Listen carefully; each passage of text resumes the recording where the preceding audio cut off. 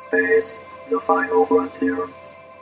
This is the Observer's Notebook, the official podcast of the Association of Lunar and Planetary Observers. Its mission to explore the solar system, to seek out new observations and data, to boldly go where no podcast has gone before. And now the host of the Observer's Notebook, Tim Robertson. Hello and welcome to episode 111 of the Observer's Notebook podcast, the official podcast of the Association of Lunar and Planetary Observers. I am Tim Robertson, the host of the Observer's Notebook and also the coordinator of the training program within the ALPO. Thank you for downloading and listening.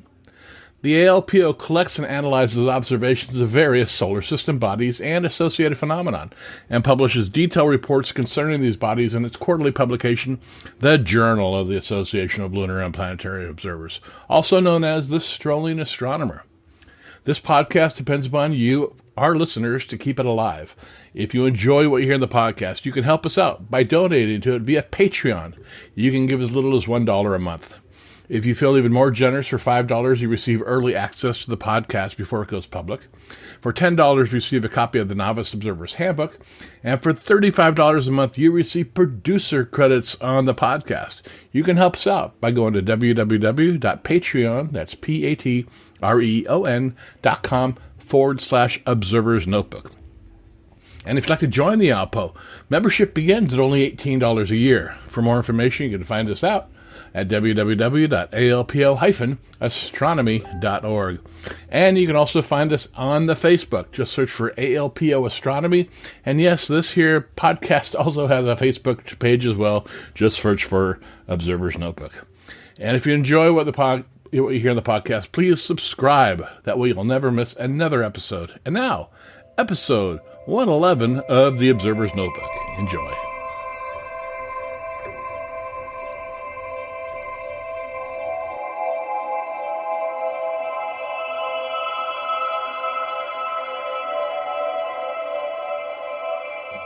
All right, I'd like to welcome everybody back to this edition of the Observer's Notebook podcast, and we have with us today a return visitor, Rik Hill. Welcome back, Rik. Hi. How you doing? Back. Good to be.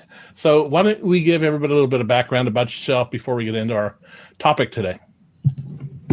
Okay, well, I've been an amateur astronomer since 1957, 5 months before the Sputnik launch, so I'm pre-Sputnik. And been running the solar section on and off since 1982. Walter Haas had me form the solar section in 1982, and I got away from it a couple times in there and then came back after I retired. Okay. And that's I'm retired from I'm retired from Catalina Sky Survey. Spent my last part of my career looking for asteroids that might hit the Earth. And thank goodness you haven't found any. Well, my coworker found 2 of them. So one of them hit in Sudan. Oh, really? Oh, yeah. Al-Mahadasida. It hit in Sudan, and they found pieces of it. Huh. They got some college, I forget which college, but they got the students there, and they formed a large line of students and walked across the desert picking up pieces. Wow. That's crazy. But today we're here to talk about what you are in charge of with the ALPO, and that's the solar section. Yes. And I'm seeing bits and pieces in observations that, yay, we have a sunspot on the sun, something we haven't had in quite a while.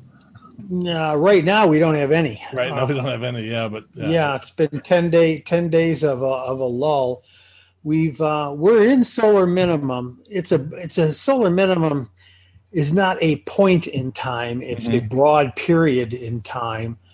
And NASA, based on the data from the World Data Center, has determined that the minimum was December 2019. Everybody's been asking, are we there yet? Are we there yet? It's been like trying to drive your kids somewhere. And we have passed it. The only way you can know if you are there yet is when you've been through it and it's in the rearview mirror. And so that's it, December 2019. Now, the exciting thing is, for the solar section especially, what is the rise going to be like coming out of minimum? And there's several dominant theories on that right now. One shows a very quick rise in a few months, and the other one shows a more gradual rise over the next couple of years. And it's going to be which one of those is the theory that wins out. Originally, Livingston and Penn back in 2010, something like that, determined that that we were going to go into another Maunder type minimum. Livingston and Penn are two solar astronomers with National Solar Observatory. Okay. In fact, Bill Livingston is one of the mentors for the solar section back in the 1980s. I knew him, and when I was working there, and I would stop in and see him, and he'd give us some ideas on what we could look for and what we could do of value. But they predicted that we were going to go into a Maunder type minimum. That doesn't quite look like it's going to happen. Now, what is a Maunder type minimum? Well, the Maunder minimum was a period back in the 18th century when there were no sunspots. They say, well, it wasn't that there were no sunspots. There were small sunspots. Okay. And they were infrequent, but it wasn't a complete lack of sunspots. It's just people weren't looking at the sun a lot back then. Mm-hmm. And for one thing, it was dangerous. They didn't have nice Mylar filters and everything for their telescopes. Right. And probably some people did sustain eye damage, not Galileo. Mm-hmm. It's been determined that his eye damage was due to just age. Okay. It wasn't solar observing. But if you go to, I have a paper I give every once in a while called Blinded by the Light. And it's about early attempts at solar observing. And there is in T.W. Webb's book, what is it? Celestial Objects for Common Telescopes, I believe is the title of it.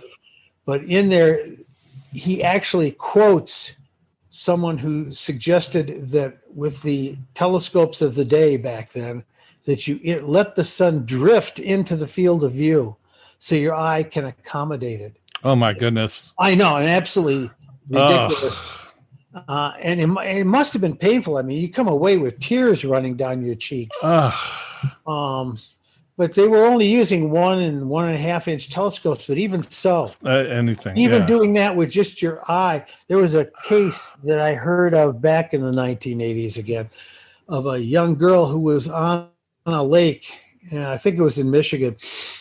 And she was on one of these, not a raft, but it's like a little dock out in the lake. And she was trying to get the perfect suntan. So all day she'd look up and orient herself with the sun. She went blind in that one eye. Really? You don't need a telescope to do it. Right.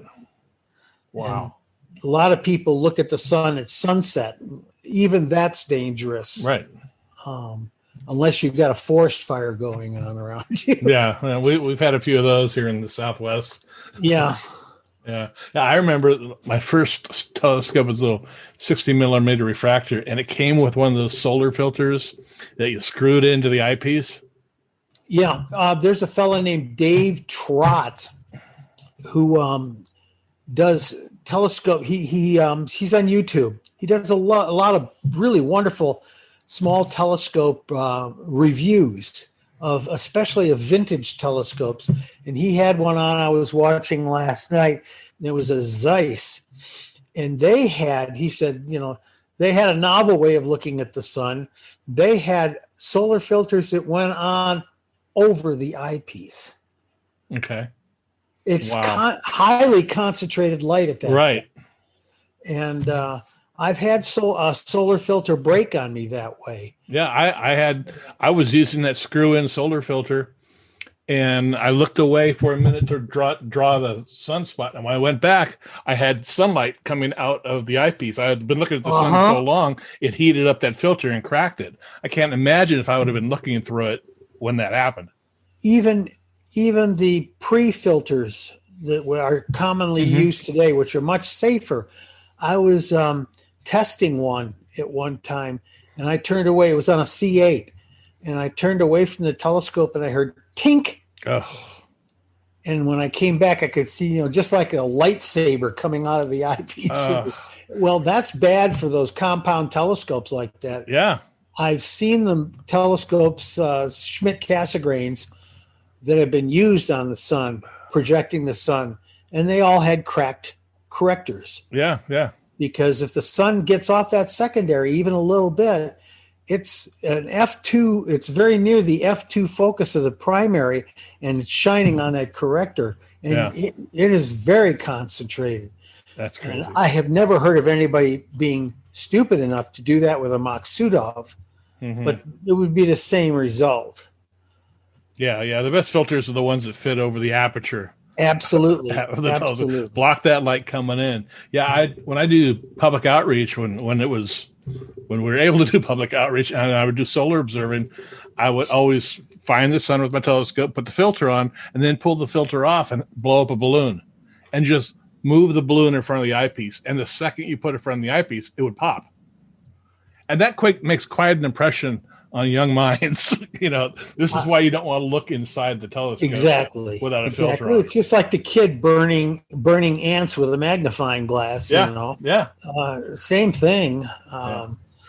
It's very important. And when you're at a school showing the sun to school children, if you project an image, which makes it easy for a lot of people to see the sun at one time, you have to always watch the telescope. Right. Always watch. Right. Because there's going to be that one kid that's going to duck his head down and try to look through the eyepiece. Exactly right.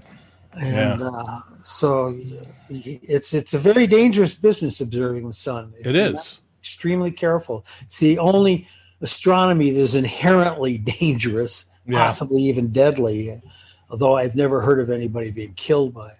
Yeah. One of the experiments that is in my paper, again, Blinded by the Light, and I don't know who came up with the idea. I'd have to go back and review my notes, but the Leviathan of Parsonstown, the 72-inch that Earl Ross had.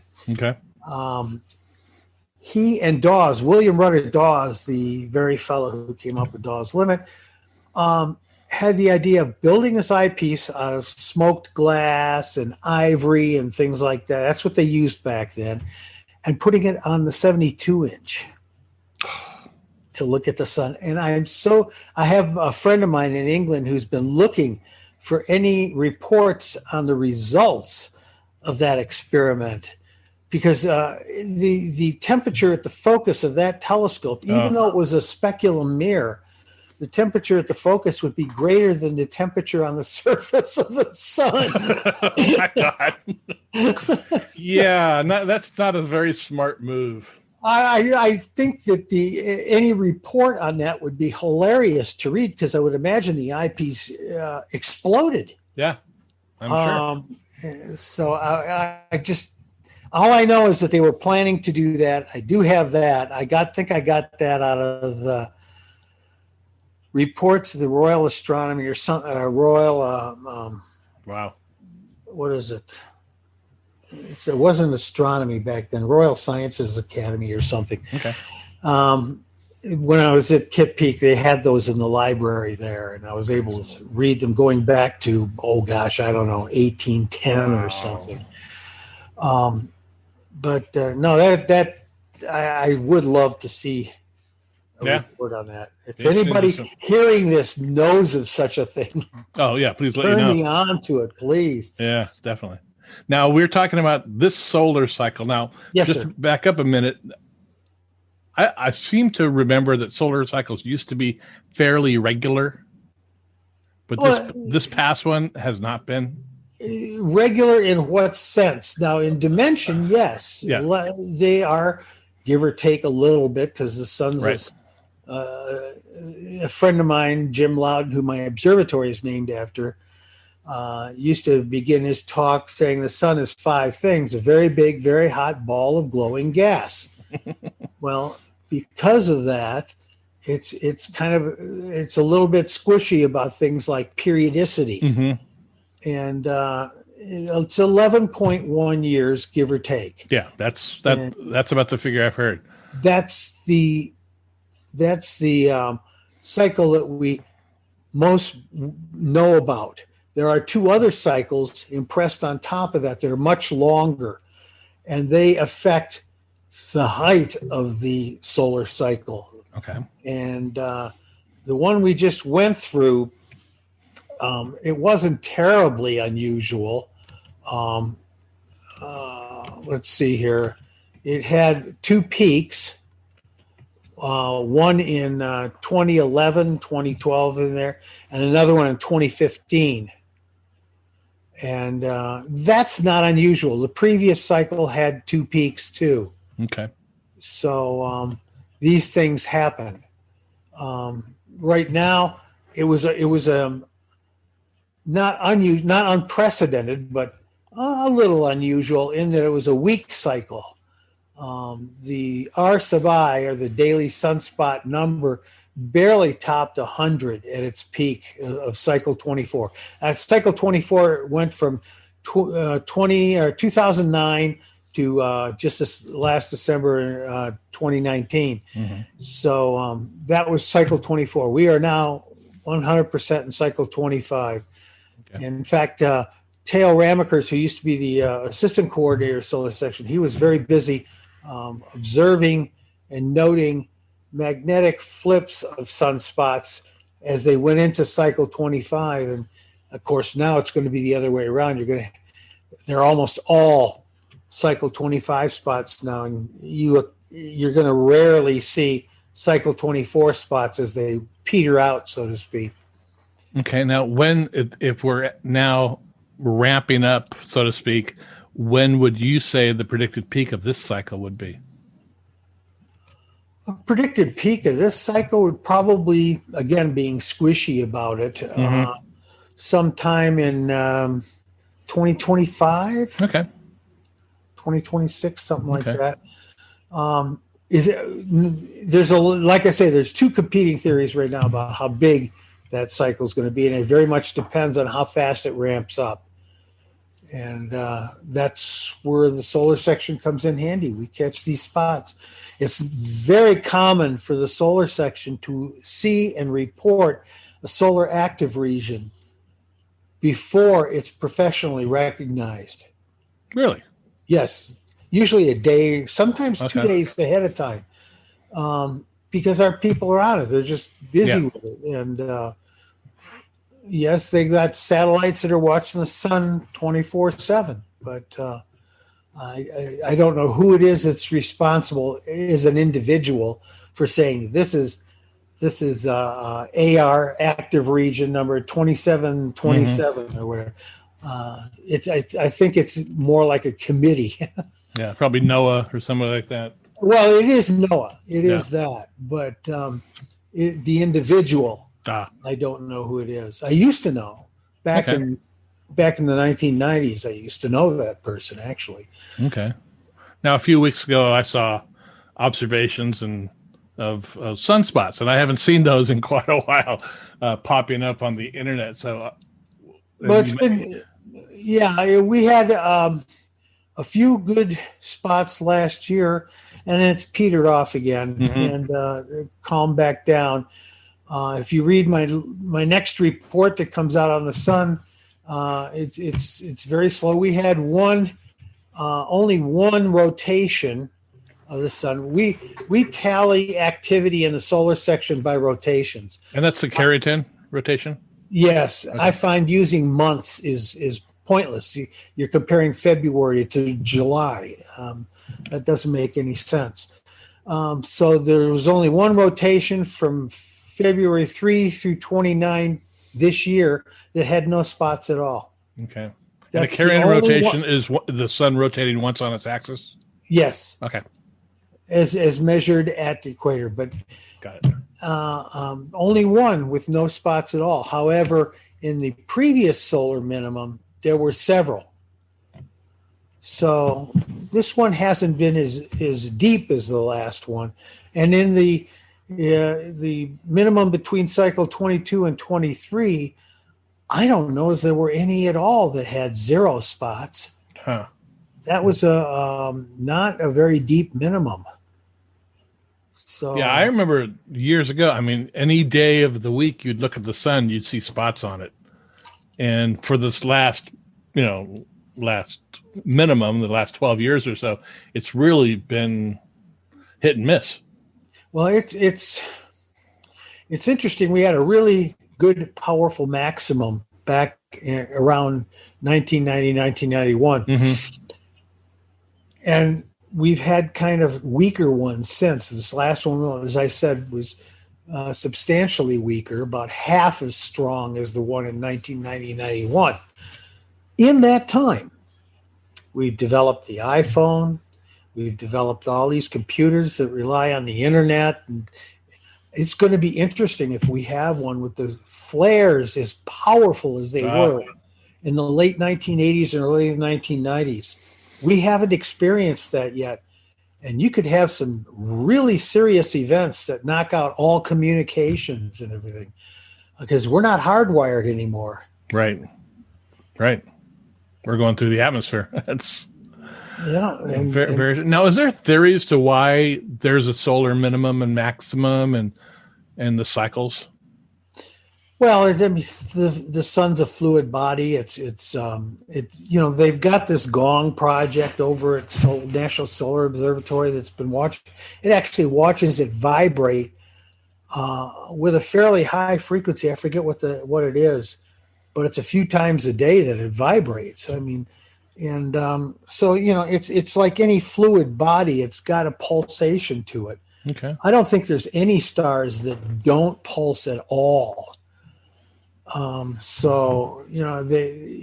just, what are you going, variable stars, what limit are you going to put on the variability? It's true. And, so it's just the dynamics of being, the hydrodynamics, if you will, of having a star, that's a gaseous body and, a plasma, if you will. And, so these what causes them like the variability or the cycles that they see that have 110-year period, I think is one of them. No idea. Okay. That's why we're observing. That's why we're learning. That's why we've got all the satellites up there. Yeah. That's why the solar observers I've talked to within the ALPO are very passionate about observing the sun. And yes and no. And now, being fair, during solar minimum, we have about 30% to 40% the observers we have during solar maximum. And of course, if that Maunder minimum prediction had come true, I was kind of looking forward to buying up a lot of solar equipment at bargain basement rates. Yeah. I'm a retiree after all. Yeah, there you go. Yeah. Well, it's funny, because I had a H alpha telescope, and when we started going to the minimum, I sold it. I said, well, I don't know why I really I really don't need it. Now I'm going, well, maybe now's a good time to buy another one. Exactly. Maybe the guy sold it. Maybe the guy sold it to will sell it back to me because it's. I spent the last year in a wheelchair because of a hip problem, and now that the hip's replaced, I'm walking fine. Good. But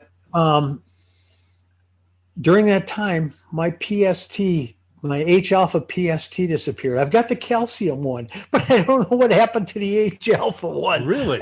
Yeah. I wasn't putting things away for a while, so it's around here somewhere. I'm not particularly worried it'll turn up. But Dolores probably hit it sometime for me. Put it in some place where it would be nice and safe. That's right. It's in that place, being nice and safe. There you go. Well, let's talk about the ALPO Solar Section. How's it made up? Exactly. What do you mean by that? It's What's the structure of it? Do you have different recorders or different? We have an assistant recorder. We have two of them. Pam Shivak. She's kind of gotten sidetracked with the youth section. ALPO Sorry about that. And I kind of stole it yeah, away. well, that's all well and good. It's all good for the ALPO. Mm-hmm. So Kim Hay has stepped in. Rick Gossett left. He had other things to attend to. So the Kim has been handling both the individual Carrington rotation reports, just summaries, just quick summaries on the website. She's been doing a great job with that. And she hasn't been doing them for a year yet, but my next report that I put together will be using some of her information from those to point me in the direction. Great. What do we want to look at? She's been doing a great job with that. And she's also handled the email list we have. As with all the other sections, Yahoo bailing out the way they did left everybody high and dry, and pretty much most everybody's migrated to groups.io. And by saying Yahoo what crapped out on this is because you had all the sections basically had a Yahoo group where observations would get published and interchanges between observers would take place. Now that's no longer a function. Yahoo had some limitations to it. You couldn't post images, which you can with groups.io, which is really nice. And Yahoo did bail out, but it's not just the sections that got left high and dry. Also, the discussion, the general ALPO discussion group was a Yahoo group, and the board had their own Yahoo group, and where you could share emails and communicate. In that case, in the case of the board, you could communicate privately on issues that needed to be attended to. Right. And when they bailed out rather suddenly, and we all had to migrate, and I didn't really know how I was going to do that. Rick Gossett had moved on at that point, and Kim just jumped right in and said, I can take care of this. And fantastic. She did a fabulous job. We were up and running in just a couple of days. Oh, good. Yeah. So I have nothing but glowing things to say about her. Of course, a lot of things in the ALPO Solar Section since 1982, dramatic changes. In fact, some of them are glaring right now on the website. Don't prowl around there too much, because I've still got links to how to take photographs of the sun. I need to change all that and modernize it, because nobody I know of at all is using film anymore. Right. Except artsy photographers. And so we've got a few people that are still doing sketches, people like Monty Leventhal down there in Australia. And, good. There's a fellow in France that's still turning in sketches. His are not only sketches, they're colored, they're painted. Oh, so really? Very nice, yes. So there are a few people still doing hand drawings. Okay, good. And that's great. And we use them. In fact, we've got Monty down in Australia. We've got Tony Broxton in England.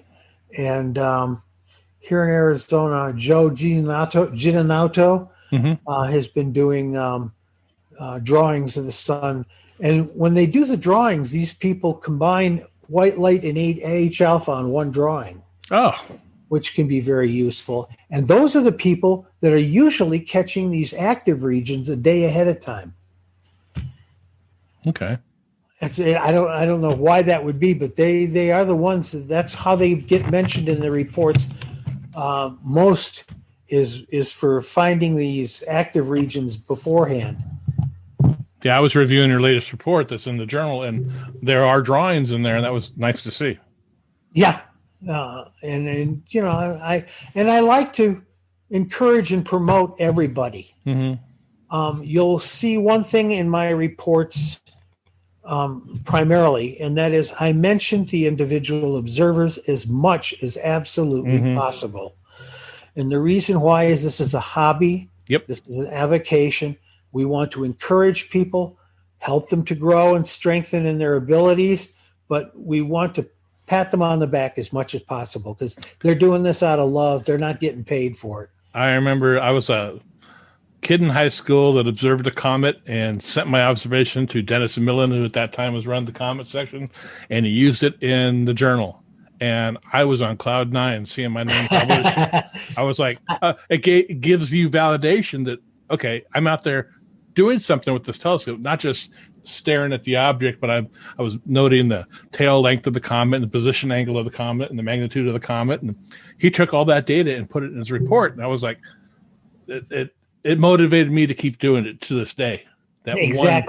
First published report, and that's a spirit of Walter Haas too. That is, it's very true. Yeah, that's why he did put the ALPO together, was to help everybody grow in their observations and to share their experiences. And so I would do that for him, if no other reason. I've known him since 1965 or 6, when I was a wee lad. Yes. Now, what type of observations are you currently receiving?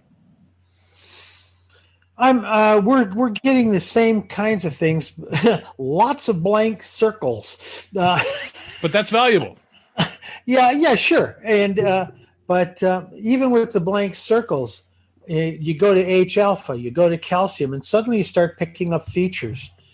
And I use a calcium filter from Botter. It just screws on my camera. It's not a fancy calcium filter, and I'm still seeing things with that don't show up in white light. Good. So you can do it on the cheap. And boy, that would be me. On the cheap would be me. How many telescopes do you have, Rik? I have no idea. Okay. The reason why is Dolores can't see one at a garage sale or a thrift store without buying it, even if it's a 2.4-inch refractor, and then we give them away to kids. Yeah.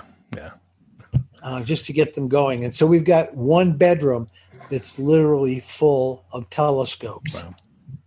I know. It's kind of like collecting cats, It's kind of like collecting cats.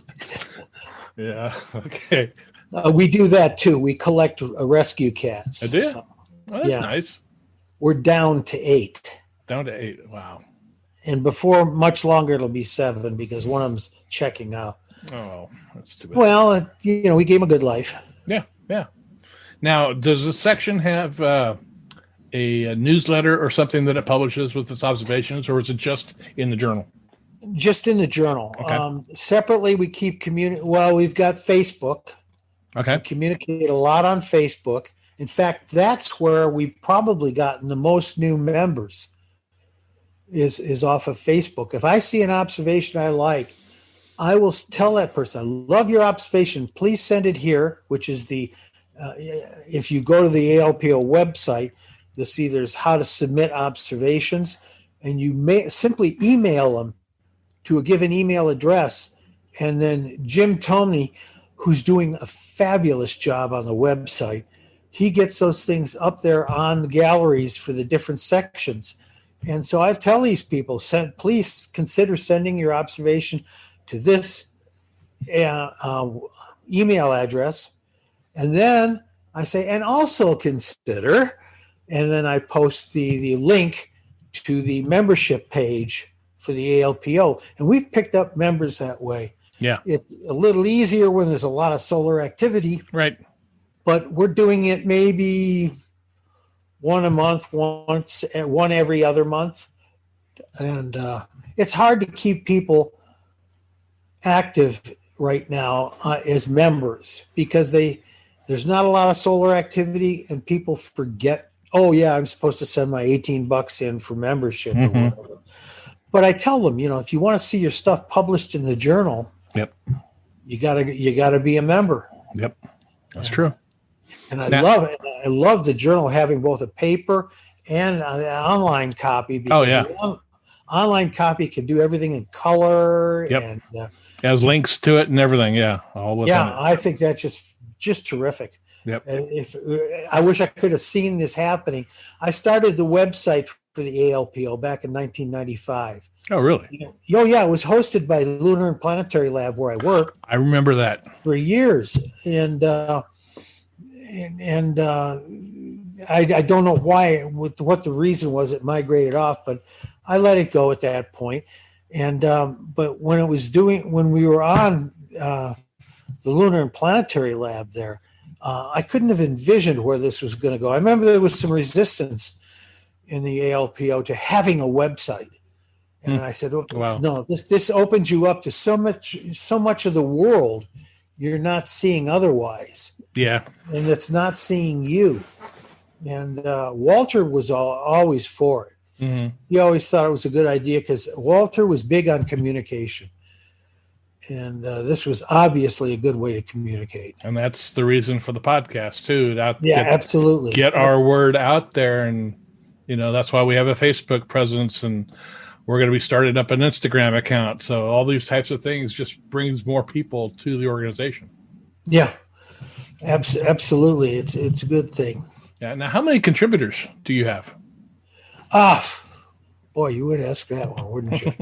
If you give me a second here, I can pop up the Excel page and give you a good answer. It works for me. Let's see, here we go. All our observers are something in the neighborhood of 24. Okay. For the most recent report, probably half that number. I actually made an effort in the most recent report to weed out some of the observers that weren't observing. 1, 2, 3, 4. Yeah, about a dozen. Okay. I'm sure it fluctuates like the sunspot cycle. Absolutely. Yeah. Well, I think I said as much. It'll pick up now. It'll start picking up. And also another thing that makes it fluctuate is when somebody comes out with a new piece of solar equipment. And then a bunch of people will buy it and they'll want to contribute their observations. The quarks, when the quarks came out, we got a little surge in observers. And I still haven't got one of those. I'm sure you saw the same thing when the PST came out. And yeah. Oh, yes. Yeah. In fact, there's a couple of observers that are doing really remarkable work with a 40 millimeter aperture. So I think the PSTs are great. Mm-hmm. Of course, Coronado was here in Tucson when they started. Right. And I knew the people that ran Coronado, but now it's migrated over to Meade, I think it is. I don't know anybody that works with it now. Yeah, that's a scope I'm thinking of picking up. Well, it's an enjoyable scope to use. I had a calcium and H alpha on one mounting. Yeah. And it was very, very nice, very handy. Nice. Although now I can see nothing through the calcium. That end of the spectrum is gone from my eyesight. Oh, wow. Yeah. It's the vagaries of getting older. Yeah, I hear you. Well, is there anything else you'd like to share about the section or the sun before we close this thing down today? Okay. Well, I would say that, if you're interested in observing the sun, certainly contact me. This is our fourth minimum we've gone through since the founding of the section. And right now we're running about equal numbers of U.S. and non-U.S. observers. Okay. A lot of them, believe it or not, there's a lot of solar observers in what's called the Low Countries, Belgium, Netherlands. Yeah, I know. They see the sun, once a month? Yeah. But there's a lot of dedicated solar observers up there. Well, when they see it out, they want to party and they want to look at it. So. They sure do. And today we have better solar filters. Right. And so amateurs are getting more involved with it. There's a lot of information available online. You can spend days prowling around in solar websites here and in England and in Belgium, and you can learn a lot there. And the professional sites are online. like I just said, the World Data Center is the one I use for the tallying of numbers. I use that instead of the AAVSO, who also tally sunspot numbers. We don't do that in the solar section. We only study solar morphology. Oh, okay. This was an agreement we made with the AAVSO back in 1982. You're not doubling the work, yeah. Exactly. It was I didn't want them to feel like there was competition out there. And so we deal with the morphology. We don't use their numbers for just one simple reason. There's nothing wrong with their numbers. They just publish their final number for any given rotation or any given solar day.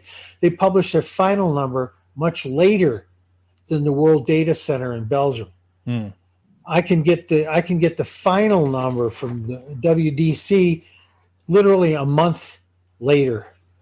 And with the AVSO, it's like 6 months or something like that.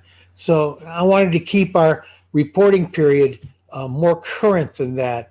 The current report that just it's about to be published goes through October, I think. I don't think it goes into November. It goes through October of 2020. That's pretty up to date. Yeah, that is. And so that's one more reason why people need to get their observations in. Don't let them lay around. I'm seeing people post things on Facebook saying, I did this picture in 2015. Well, it doesn't do you any good now. Yeah. Now, are there any books out there that you'd recommend to solar observers? Well, there's a lot of them. Jay Pasakoff has one that has the unfortunate name of Solar Observing for Idiots. It's that series of books. Yeah. Okay. But it's a good book because every topic on solar observing in it is everything's one paragraph. You can replace it in the bathroom with the Sears catalog. Now you're dating yourself. Yeah. Well, and I am what I am. So it's like to tell them at the doctor's office, I was not only born in the last century, I was born in the first half of the last century. There you go. But it's a good book, and it's got all the basics in it. And if you know everything in that book, you're pretty up to date on it. And I've known Jay Pasakoff for many, many years, and respect his writing and his work. He worked. I think it was. I'm trying to remember the name of his mentor who wrote the book on the sun. He picked up the Sun book from the Harvard series, and he wrote an updated version of it in the 60s and 70s.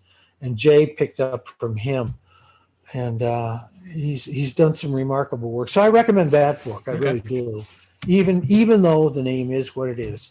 Okay. Well, that sounds good.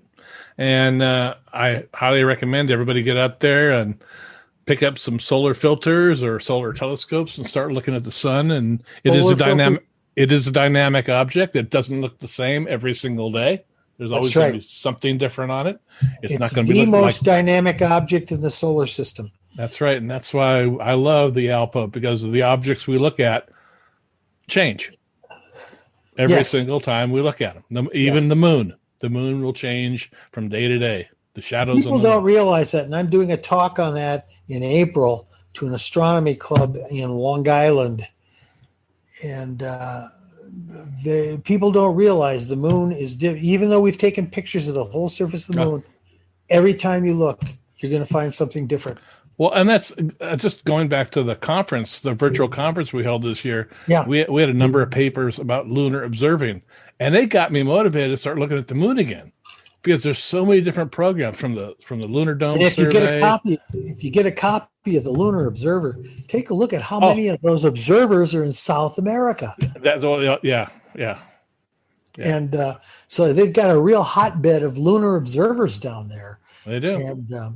And then you've got Lena, who's doing the work on finding new lunar domes, and fantastic work. And so many people think we've seen it all because of LROC and the lunar orbiter. Been there, done that. Yeah, but it's just a snapshot, so to speak. That's right. Well, Rik, this has been a lot of fun. I will put your contact information, everything like that, in the show notes where people can go take a look at that and get a hold of you if they have any questions about the Sun or the section. You're going to dox me, huh? Yeah. They're gonna hunt you down. Like All right, a rodent. Well, this has been a pleasure chatting with you again, Rik. All right, good talking to you too. All right.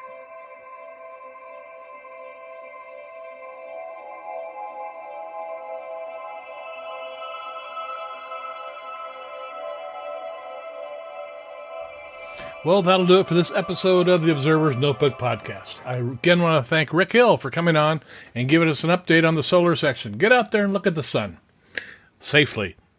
We upload a new episode of the Observer's Notebook every few weeks. You can subscribe to us on iTunes. If you do, please rate and review us. I really appreciate it.